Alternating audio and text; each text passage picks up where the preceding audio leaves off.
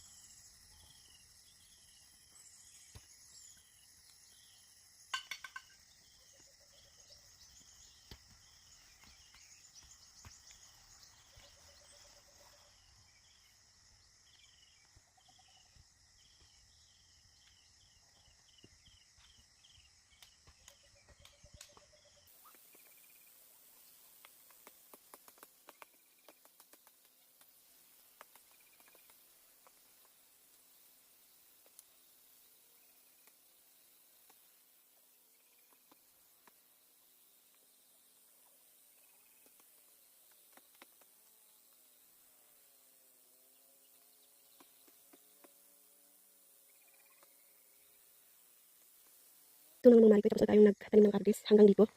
Diyan may signal na yan. Hanggang doon sa may punong malaki.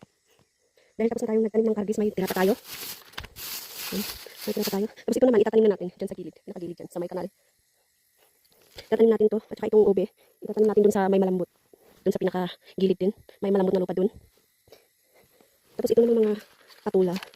Mga palang. Saka yung mga patani, kalabasa. Dyan natin itatanim.